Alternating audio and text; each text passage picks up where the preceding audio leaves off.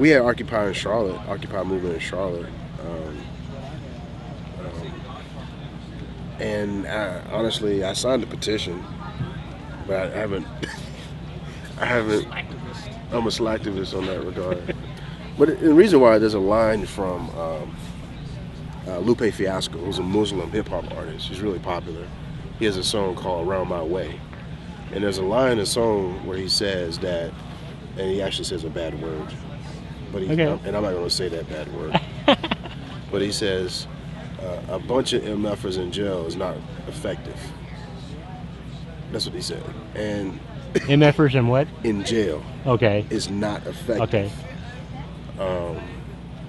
Because, like we just recently talked about last night at the Homebrew Christianity podcast, about these forms of organizing and things like that tend to come from places, and I know the Occupy movement is very diverse. Right? I know it's very diverse. But there were no occupiers in my community. There were no people that were even having that conversation. People are trying to survive the recession. People are trying to find ways to cooperate with each other. And if that's Occupy, then I'm all for that. I do think we need to call for some kind of regulatory practices on those who have financial power in this country. Largely because theologically, I think that's what God would want. He tends to, send plagues to people like that,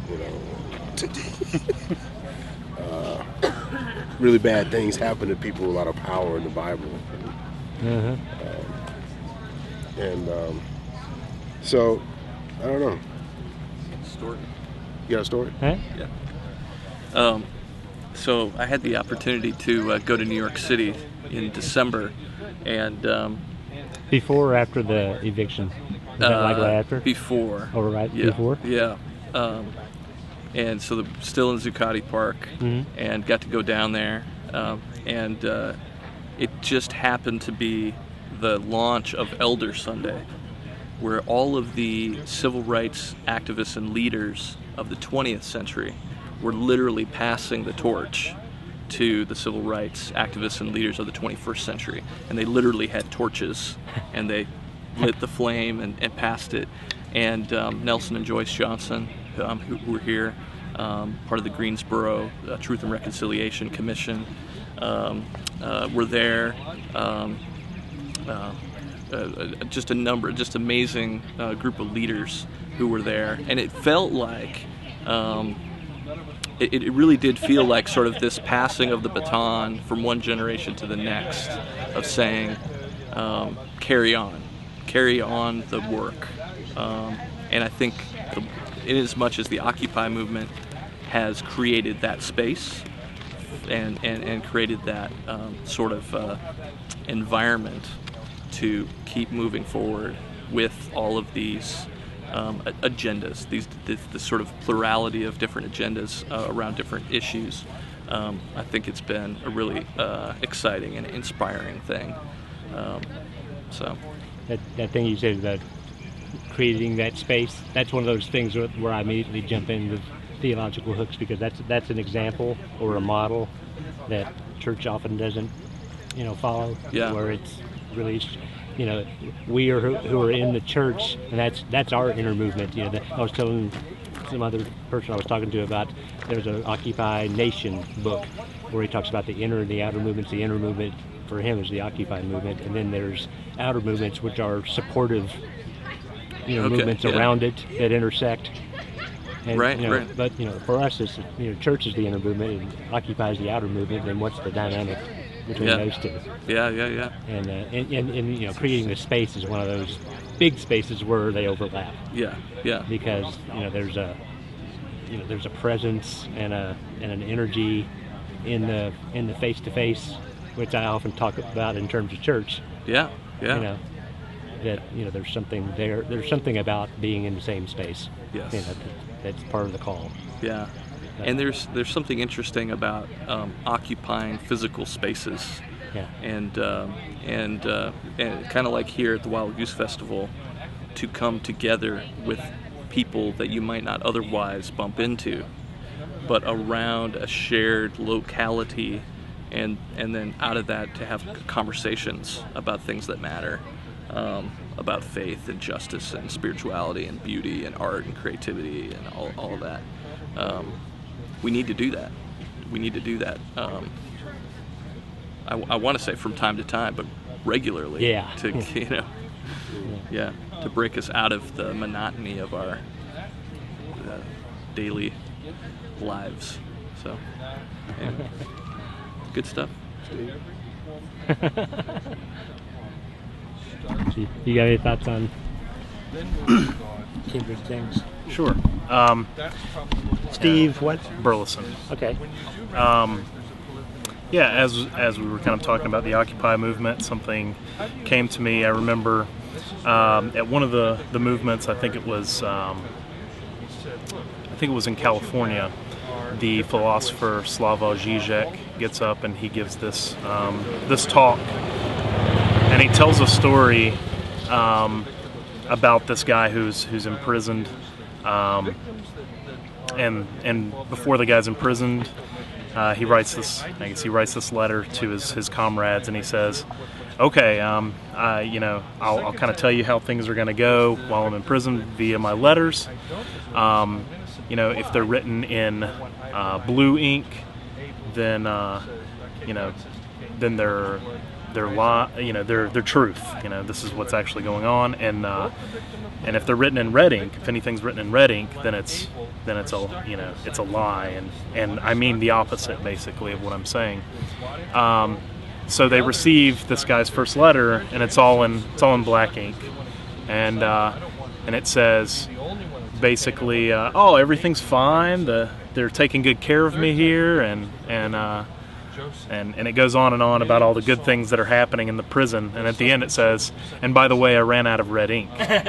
And his whole point to that is that he says, and he's saying to the occupiers, he says, we lack the language to express our unfreedom. Sometimes we lack that red ink that we need to express our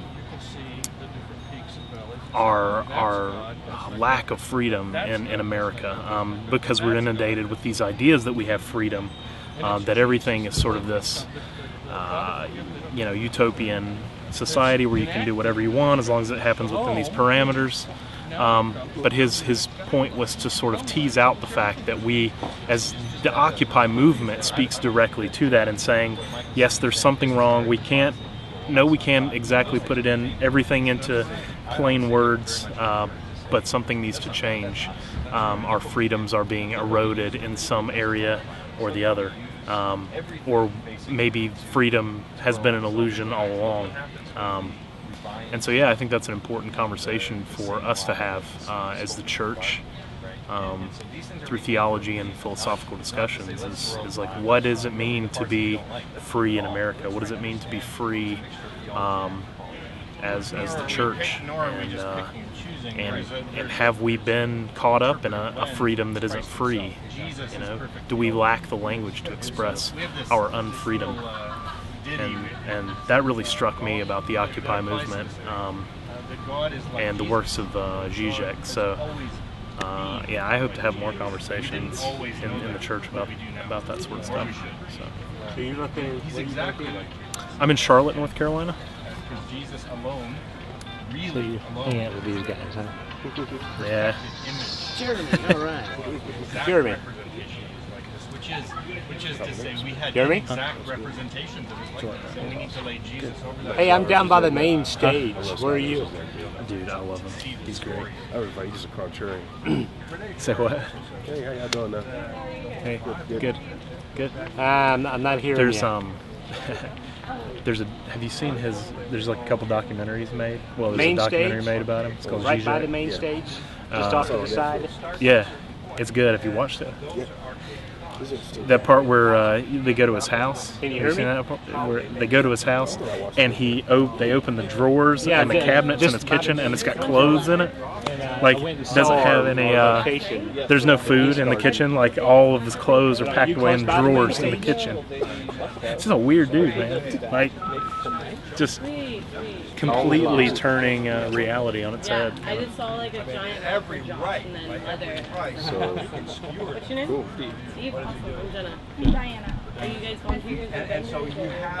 So who have you heard? I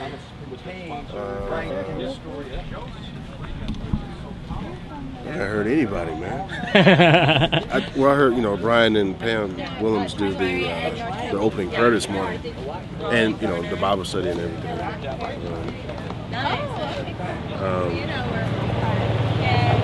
I participate, the Homebrew Christianity podcast. So it's good to hear. It started at 10, but it ran into that. But it was good to hear different people talk. So where did they do that? By the coffee bar. Okay. Coffee bar. The bar, yeah, coffee bar. Yeah, right there. Yeah, back there. But it's just good to hear people talk about. It's called the Irreverent Guide to the 2012 election. So it was really cool to listen to people give their perspective on American politics, capitalism, the state. Man, Yeah, I'd like to hear that. Yeah, it got pretty heavy there. But I did end with my overriding question for me, and that is this: should Mitt Romney win the election? Should he win? Will we all be able to get magical underpants? Because the stock's going up. I'm trying to find the companies that make those things. You can buy them online, but I don't know if you have to be a Mormon to get them. He wears those, by the way. And so, that'd be a plus, man. If we had a president that wear magical underpants, let's imagine how much evil he would protect us from. That'd be awesome. Who's that guy that's got this crazy cap and he's running for president and he says we need to change the U.S. economy over to a pony-based economy. What was that? Pony-based economy. What's his name? Vermin Supreme. Oh my gosh, I never heard of this guy. Yeah, I don't know if anybody took off on that joke or not, but that would at least stabilize the economy. Pony-based economy. Stabilize. I don't know. He's just totally off the way. He was at one of the Occupy. Vermin Supreme. I'm gonna look that cat up. I might vote for him. I think he was on Colbert. Oh wow! I bet that was a laugh. I bet it was, man. The crazier Have you heard the of person, Vermin the better. Supreme? Vermin? Vermin? I don't think He's so. running for president, and he says the U.S. economy needs to be converted to a pony-based economy. Every American gets a pony. Goodness. Nice. The rent is too damn high. Is he that guy? No. The rent is too damn high. That's true. That's true. My mortgage is cheaper. I'm moving now because the sun is now directly on me. Oh yeah. But here's the thing, though. What would be cooler? And I told these guys this a few minutes ago. It would be awesome to have a president who believes that Jesus comes from the planet Glolob. Glolob? Yes. Can you get that? Can Yeah, you film that? Okay. That's Mormon theology. Jesus comes from this foreign planet, and he comes to Earth to. Literally, just that line, I think could be a viral video. Oh, yeah. I'm not joking. But no, it's amazing nobody's talking about it. You gotta pass would it think around. evangelicals will bring that out. But this dude, They're not because going to talk about because I that. heard who said that last night. It's one of the interviewees last night at Homebrew said that we have Barack Obama has professed a Christian thing, and Mitt Romney, and she said he's a Christian. But I'm like, yeah, I don't judge Mormons, but it's different. Yeah. It's really different, and it's not. Yeah. Are you still filming? Uh huh. So you got him saying that. I got him saying Glolob. Yeah. Oh, yeah. Planet Glolob. I just want that clip. Okay. You could just. I will Send make that that to Steve. thing. I will make that go viral. Do gotta put some music do behind one of it those and synthesized some repetition. Auto-tune. songs out of it. Yeah. The Planet Glolob. The Planet Glolob. But it's See, just it's like Pete was saying last night. Pete was telling a story about in a communist country. Zizek tells the story where there was a student group. Everybody knew that the election was rigged, that it was just a pretense of a free election. And so there was a student group who created this campaign, and their whole thing was talking about, yay for our free elections. Aren't we such a great country because we have free elections? And because they were propagating the narrative, they were believing the narrative. Right. They were taking the narrative more seriously than actual people in power. The KGB came after them and was like, stop what you're doing. They're like, what? They're like, but they couldn't say. They couldn't say because that would be, you know. So it's the same thing. It's like, I think it would be great if we had a president who believed Jesus came from the planet Glola. Yes. It's true because there's Islam is closer to Christianity than Mormonism. I'm just keeping it real with you, man. I mean, I'm rather, not that I would prefer a Muslim president over a Mormon president. It doesn't really matter to me. It's just that the number of conservative Christians that are jumping on board with this guy, and yet they question the president's Christianity, saying he's a Muslim because he has a different religion than they do. A different form of Christianity. Yeah. Who? The president? Yes. Well, they say he's a Muslim. He's UCC, right? Some do, yeah. But what I'm saying is, what I'm saying Secret. is, the same people that critique him for being a possible Muslim are the same people that are embracing Mitt Romney who's a Mormon. Right. Which just it blows my mind because Mormon faith is so different than many aspects. A lot of people at the outset were doubting that he would get, that he would win the nomination because they didn't want him such to. an evangelical base. That they were behind Rick Santorum for that very reason. Yeah. And then, of course, Rick had a conversation with Mitt, and Mitt promised to do a couple things, and Santorum gave him his support, and so all of those conservative evangelicals, man, they've lined up. But to me, you're not voting based on your theology. Yeah. If Christology, if your view of Christ is ultimately the thing that is the most important to you, this political candidate does not believe in Jesus the way that you believe in Jesus. Right. And you're willing to, because he supports the social issues that you care about in the way that you care about them. You're willing to set aside your Christology He says, of course. to vote on those social issues. Yeah. That's what's happening. So, occupy that theology. Yeah. But anyway, if he wins, I'm going to get my magical underwear. Magical underwear for everyone. Stock. I'm going to buy some stock too. Did you see the Hellbound documentary last night? These guys are over here. It was good, man. Hellbound? Hellbound, yeah. You gotta check it out. They've got stickers and stuff with it. What's it about, man? What's it about? It's all interviews with different people about different views of hell. Primarily, of course, making fun of. They got an interview with Mark Driscoll in there. I mean, it basically sets up the Reformed view. You know, sort of the Reformed soteriology of the elect and limited atonement. It just kind of makes it look as horrible as it is. It's efficient, though. I mean, it's efficient? Yeah, it's divinely efficient. I mean, if you already pretty much figured out what's going on. I mean, it's wonderful if you believe like it. The Toyota way of innovation, man. You know, lean innovation. You know, if I know who's going in, who's going to hell.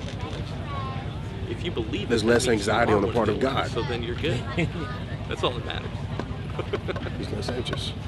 So it's really well done, though. They've got interviews with Greg Boyd and Frank Schaeffer and Brian McLaren and a bunch of other people. Rob Bell? A lot of people talking about Rob Bell. They didn't get Really? Rob Bell. Nah.